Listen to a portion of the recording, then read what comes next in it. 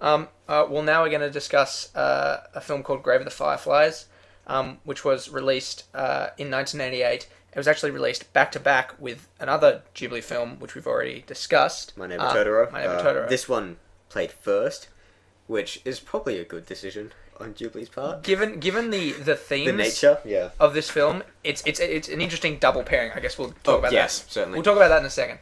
The film is the first film we've discussed from Ghibli that wasn't directed by Hayao Miyazaki. It was directed by a man named Isao Takahata, and adapted from a semi-autobiographical novel by Akiyuki Nosaka. Of all the films we've discussed so far, this is the first film without any mystical elements. Or, I mean, it's got kind of implied, but it's nothing like... It's nothing like Totoro. It's set in the real world. Yeah. It's set during... World War II. World War II, right at the end of World War II in Japan. And the story follows these two orphans. A boy, probably 11 or 12, named Sita. I'm not sure how to say it either. And his maybe 4-year-old sister, Setsuko. Their mother dies very early in the film during a bombing raid. Mm-hmm. And then they go and live with their aunt originally, because their father is... Or further out in the country. Their father, who's never seen in the film, he's seen in photos. Flashbacks, but yeah. And yeah, some flashbacks. He's in the Navy, and so he's not a presence for the entire film. So they live with their aunt for a short period of time, but eventually they become homeless and end up living in a bomb shelter. The story basically is told from Seita's perspective as he attempts to take care of his younger sister. Now, personally, this is my favourite of the films we've watched so far. Probably fairly considerably my favourite film. It's a little slow getting started, I thought, but once it gets going, the film has a real emotional punch to it. The animation is beautiful, and it's filled with some really distinctive and gorgeous visuals.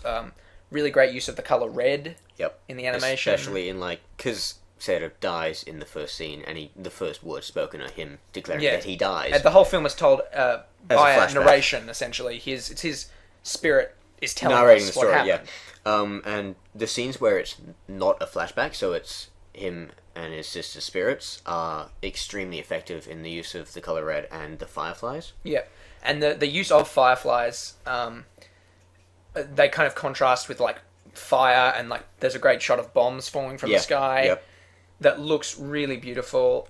I just think this was the most visually impressive film of the marathon, and in terms of story, I thought it was the best. So far.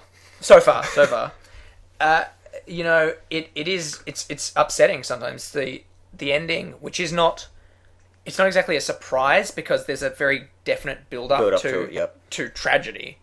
But even when it comes, it's very powerful. There's a montage that concludes the film that is really beautiful, but, you know, it's very also powerful. quite upsetting. What other thoughts do you have? Animation, once again, is like, they've put it up again. It's amazing. It's probably, I think, a little bit better than Totoro's, just because of the subject matter, probably. The way they've actual animated, characters or anything look considerably better. No, but it's just it what works they are animating so much better. looks better. Yeah, certainly. And the musical score is perfect. Great. It's just stunning, really.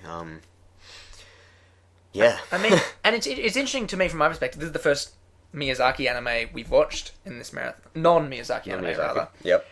And, you know, everyone talks about him being the father of anime. I have to say I was far more impressed because he writes and directs.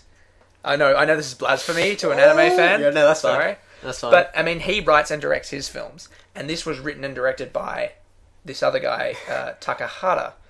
And, I mean, I thought it was considerably... I mean, I have liked most of Miyazaki's films we've watched so far, but I thought this was definitely a stronger film.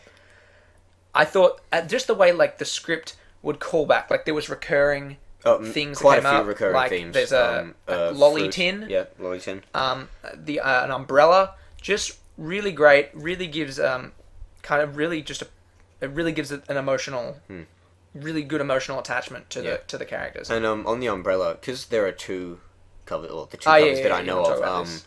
The Wikipedia article for this, if you want to go check it, we can link to it. Well, link to it, whatever.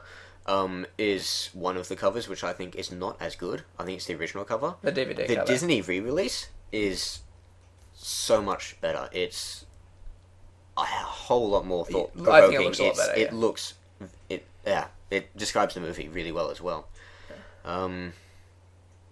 Yeah. I think that even as a non-anime fan, Grave of the Fireflies really has turned me around, and I think that it's not what people think. Because I mean, I guess no offense to anime, but when people think of anime, they don't think of this. They think of either robots or they think of like weird looking creatures, Teenage girls talking. Yeah, about all food. sorts of weird stuff. This is. I mean, in terms of the story, it could have been a live action film. Certainly. And I did think there was one point I wanted to make where, because it's a very human tale, it's about human emotion as opposed to sort of a more fantastical film. There are moments where I thought that it would have worked better, just a few moments as a live action. Especially with the crying. Yeah, what I think with crying is just that as great as animation looks, you can't really convey the can't emotion. replicate sort of the expressiveness of the human face. That being said, I do think that the animation and the visuals in this film is stunning and sort of stuff you couldn't recreate live action, using CGI or whatever. Like there's a moment where they release a whole bunch of fireflies under a bug net, under a mosquito net, which looks gorgeous. And if you did that in live action, it would look silly. Yeah, it would. But I think that Grave of the Fireflies is a great film.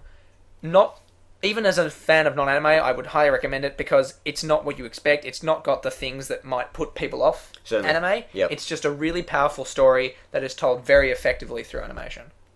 Yep, that sums it up very well. Watch this movie. Yes, absolutely. It's great. It's not my favourite Ghibli film, but it certainly comes close. I certainly think that the bar has been raised. Oh, definitely. We'll see how we go in the next films. Okay.